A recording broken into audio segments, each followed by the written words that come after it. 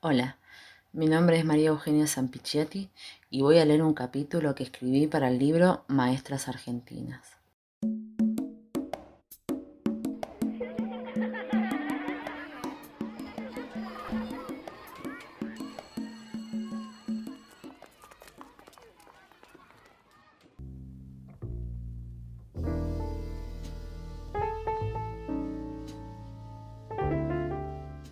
Delia Rodríguez Araya, aquella abogada imprescindible.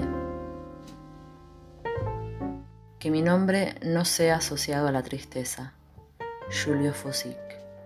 Palabras pronunciadas en el entierro de Delia Rodríguez Araya, rescatadas por su nieta Lucía Casielo.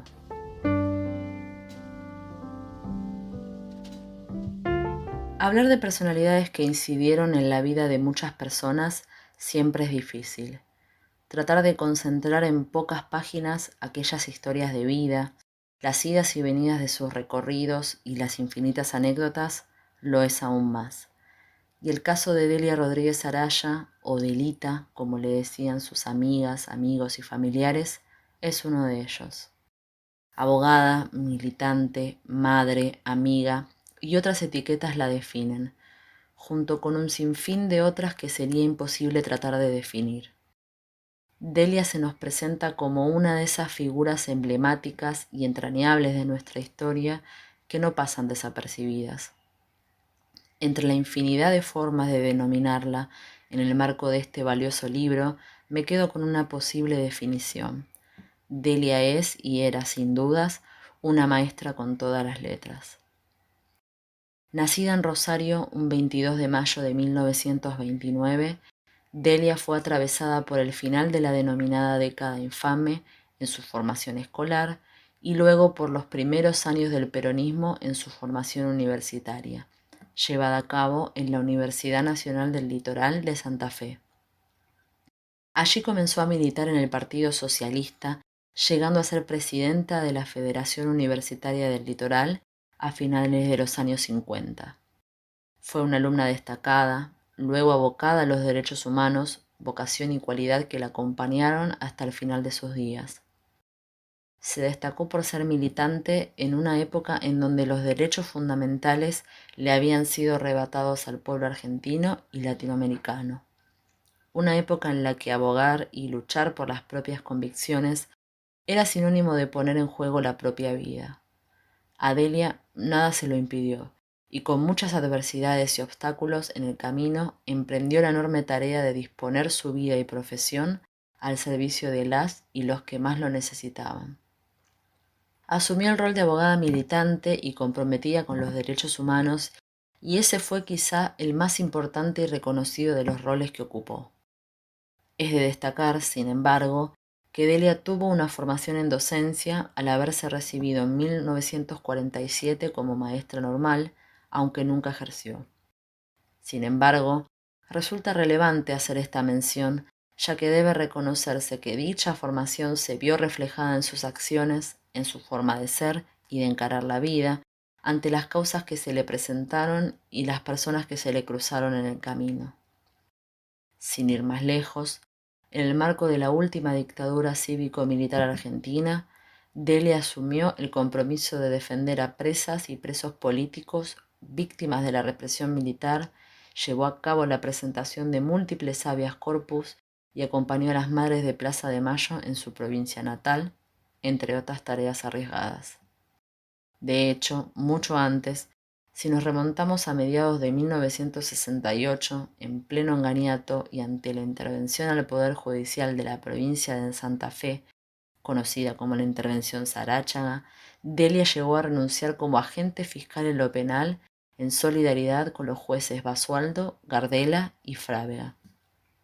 Declaró entonces: habiendo jurado por la patria y por mi honor desempeñar fiel y legalmente el cargo que me confiera la justicia, los hechos ocurridos hasta la fecha hacen indispensable que me considere demandada por la patria y mi honor, perdida la independencia y la autoridad del Poder Judicial, ante las cesantías de los señores jueces Gardela, Frávega y Basualdo, a presentar mi renuncia. Este, y entre otros tantos ejemplos, demuestran el nivel de compromiso que tuvo, haciendo que sus acciones fueran un reflejo del respeto por los ideales que la constituyeron.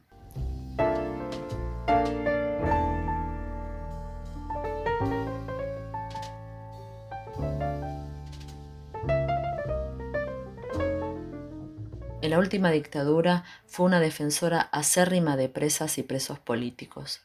Si tenemos en cuenta que para esas épocas la justicia había rechazado más de 700 habeas corpus en la zona, ella recurrió constantemente a las estrategias del derecho y aceptó lo que muchas y muchos otros colegas rechazaban.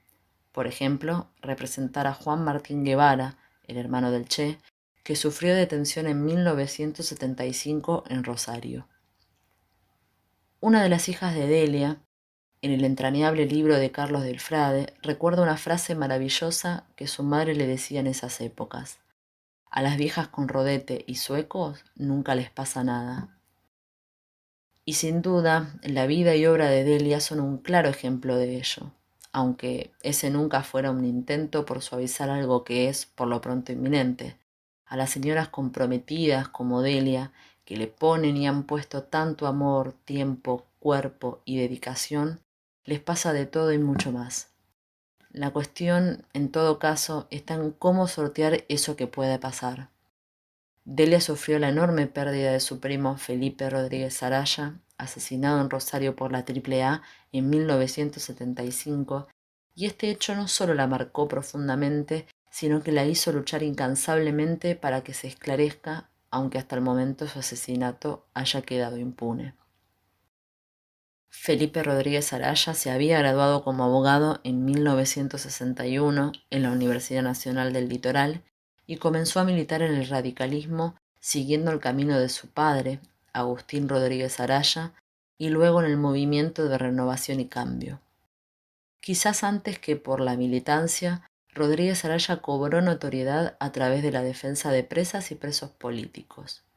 En la nutrida historia de su carrera profesional se destacaron dos casos: el de Gabriela Cofre, militante de Montoneros detenida por la muerte del general Juan Carlos Sánchez, ocurrida el 11 de abril de 1972, y el de Liliana Olga Montanaro, del Ejército Revolucionario del Pueblo, ERP, acusada de complicidad en el secuestro y muerte de Oberdán Salustro, director de FIA, también aquel mismo día, y que se exilió en España tras recuperar la libertad.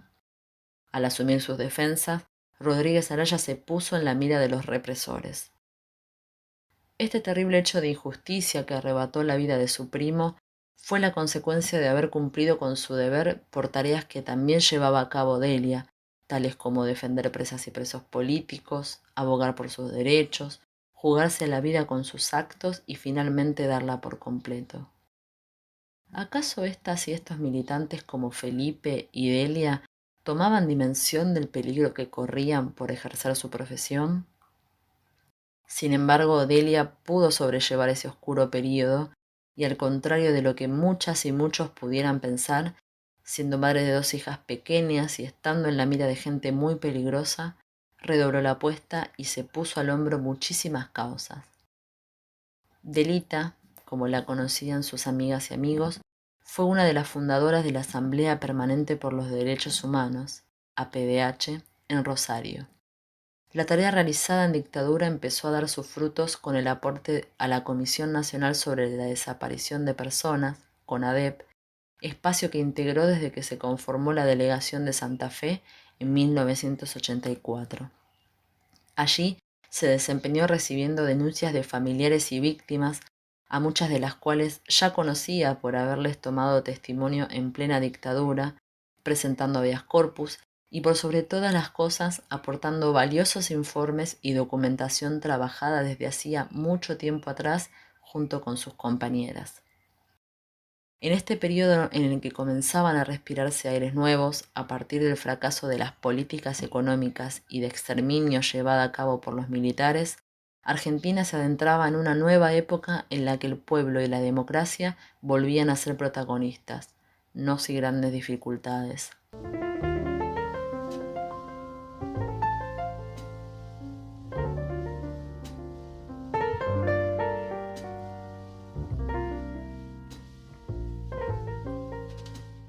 En ese mismo año en el que Delia integra la CONADEP, comienzan los juicios a represores en todo el país, entre ellos la famosa causa FESED.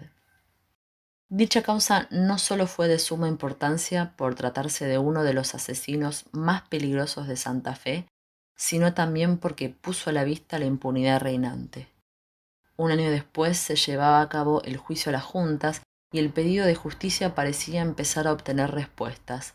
Sin embargo, no fue tan fácil, y la causa FESED, junto con otras tantas, tuvo que sortear diversos obstáculos productos de las políticas de impunidad, obediencia debida y punto final mediante que se iniciaron durante el gobierno de Alfonsín. En este contexto nacional es que en 1986 se produjo un robo en el juzgado del juez Martínez Fermoselle. Fueron sustraídos elementos de pruebas obtenidos en operativos de la CONADEP. De hecho, Delita, Olga Cabrera Hansen y Carlos de la Torre recordaban que para ese entonces, cada vez que proponían un allanamiento, la información se filtraba, y que para evitarlo, subían al auto con el juez y recién en el camino le decían a dónde iban. A pesar del robo a tribunales y de la lentitud en torno a las causas suspendidas largo tiempo por las leyes de perdón de Alfonsín y los indultos de Carlos Menem, al día de hoy puede afirmarse que es invaluable todo lo que Delia y su equipo consiguieron como prueba junto con las otras hormigas en plena dictadura militar y posteriormente con muy pocos recursos, pero mucho pulmón. Sobre el trabajo de Delia, Olga y del equipo en APDH recuerda Inés Cosi. Se iban tomando los testimonios a los familiares y a las víctimas que habían estado prisioneras en las mazmorras de la dictadura, se recolectaban pruebas, se formaban legajos, se relacionaba datos y al mismo tiempo se sostenía y acompañaba el dolor de las personas. Y ese trabajo era todo a pulmón. No había computadoras ni archivos informáticos que permitieran entrecruzamiento de datos. Era un trabajo de hormiga de todos los compañeros escribiendo, leyendo, cotejando, analizando. Y allí estaba Delia, con su mirada aguda, dando consejos, organizando, armando las presentaciones judiciales. La incansable tarea de Delia fue continuada, y aunque ella misma no pudo ver los frutos de lo investigado en la causa FESED, la tarea de todas las hormigas finalmente pudo hacerse visible de la mano de nuevas generaciones de abogadas valientes en los juicios que se abrieron a partir de los gobiernos de Néstor y Cristina, entre ellas la causa FESED en el 2004. Con relación a esta causa, es importante mencionar que el 14 de mayo de 2020 finalmente se obtuvo la sentencia que involucra a los genocidas integrantes de la patota de FESED en el Servicio de Informaciones de la Policía de Santa Fe. En el marco de genocidio fueron condenados a cadena perpetua José Rubén Lofiego, Mario Alfredo Marcote, José Carlos Antonio Escortechini, Ramón Rito Vergara, Ramón Telmo Alcides Ibarra y Ernesto Vallejo. A 22 años de prisión, Héctor Gianola, primera condena que recibe porque estaba prófugo, y Eduardo Dugur. A 18 años, Julio Fermoselle. Y a 16 años, Lucio César Nast. Es importante destacar que por primera vez fueron condenados por delitos sexuales en el marco del genocidio a José Rubén Lofiego y Mario Alfredo Marcote.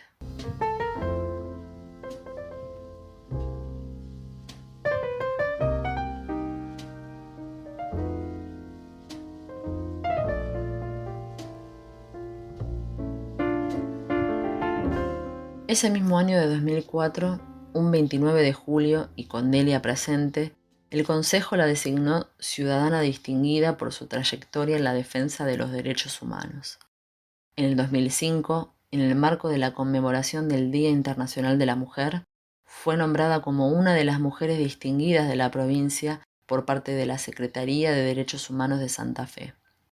Por último, en octubre de 2016, en la presentación del libro Diario del Juicio Guerrieri y Amilón, Olga Moyano, testigo de la causa, agradeció, entre otras mujeres imprescindibles, a Delia Rodríguez Araya, una de las primeras abogadas en asumir con valentía la exigencia de la aparición con vida de las y los desaparecidos.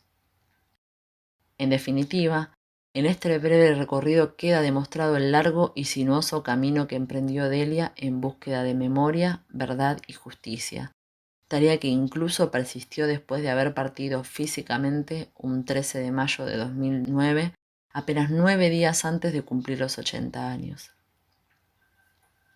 Ejemplos de esa influencia que ejerció la incansable labor de Delia hay muchos.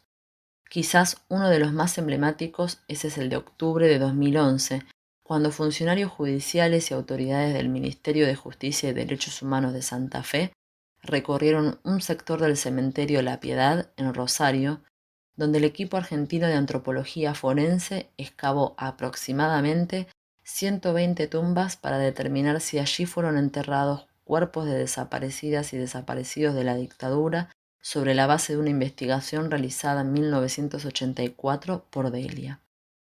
O también cuando en una audiencia del juicio por los crímenes de Cambiaso y Pereira Rossi, dos militantes del peronismo revolucionario asesinados el 14 de mayo de 1983 en las postrimerías de la dictadura, se incorporó por lectura la testimonial de Delia ya fallecida. Más allá de los merecidos homenajes, Delia fue, es y será recordada mejor que nadie por todas aquellas personas a las que iluminó con su espíritu noble y desinteresado.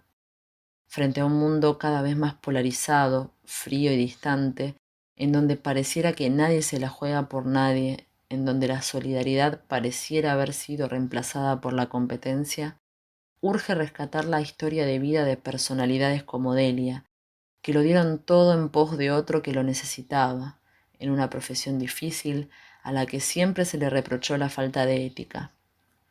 Es en el ejemplo de Delia donde encontramos, aquellas personas que no la conocimos, un modelo a seguir, un horizonte a tener en cuenta, sobre todo para las y los que queremos hacer de este mundo un lugar mejor desde nuestra profesión.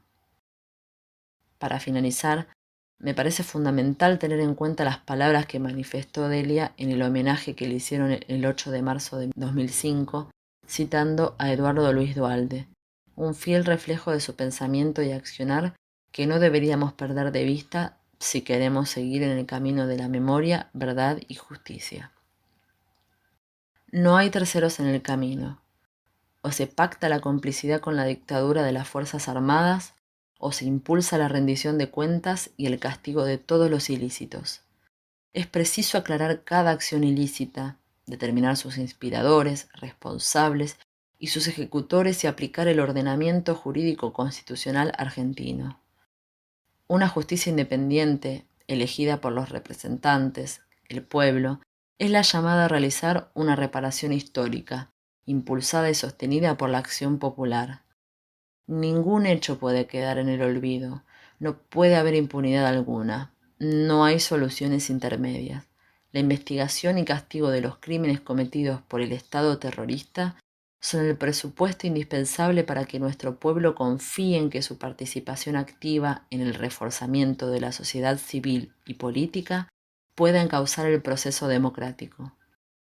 El comienzo que es ya de enjuiciamiento debe convertirse en una acción monolítica generalizada del pueblo argentino, sus jueces y sus representantes. En esto va el futuro democrático.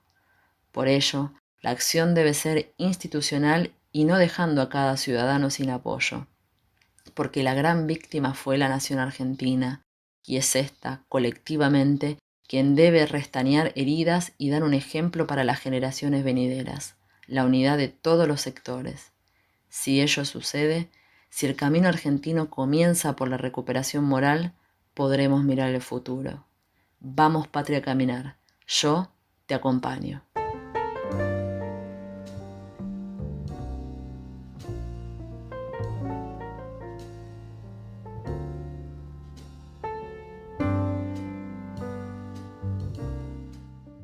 Espero que hayan disfrutado la lectura.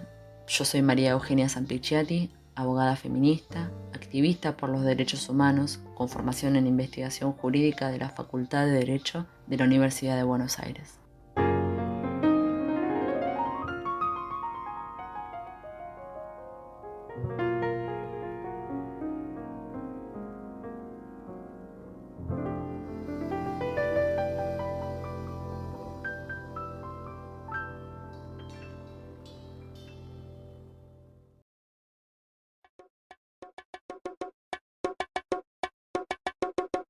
Maestras Argentinas, entre mandatos y transgresiones, reúne en un centenar de capítulos las trayectorias de maestras de todo el territorio nacional y de todas las épocas. El ámbito educativo pone en tensión los mandatos establecidos y las motivaciones propias de cada educadora, lo que confiere un particular dinamismo y riqueza a estas historias de vida. Algunas maestras fueron obedientes reproductoras del mandato estatal. Otras eligieron rumbos críticos, problematizaron la tarea docente, abrevaron en teorías renovadoras, bregaron por la inclusión, desarrollaron experiencias de educación no formal, cargaron sobre sus espaldas las escuelas rurales, eligieron alfabetizar en villas y en contextos de encierro, o fueron pioneras en la educación para personas con discapacidad. Muchas rechazaron el modelo patriarcal que las limitaba al hogar y el aula, ocupando nuevos espacios en el periodismo, la literatura, el arte, la universidad, el parlamento y otros. Están presentes también las maestras que lucharon por la educación pública, común, laica y gratuita, y aquellas que, asumiendo su condición de trabajadoras, impulsaron la organización sindical. Asimismo, las que soñaron con una sociedad más justa y se transformaron en militantes socialistas, anarquistas, comunistas, peronistas o radicales, así como en feministas, ecologistas y defensoras de los derechos humanos. Ya en el siglo XXI llegan por primera vez a las aulas maestras de los pueblos originarios y disidencias sexuales. Todas estas historias van tejiendo la trama de una historia desde abajo de la educación en nuestro país. Maestras Argentinas es un proyecto colectivo. A las más de 80 autoras y autores de los diferentes capítulos se suman numerosos intérpretes que a través de la narración oral hacen posible este audiolibro. Eduardo Mancini y Mariana Caballero fueron los compiladores y la edición es una producción conjunta del Centro Cultural La Toma, la Asociación Civil Inconsciente Colectivo y la Cooperativa de Pensamiento Margarito Tereré. Este material es de difusión libre.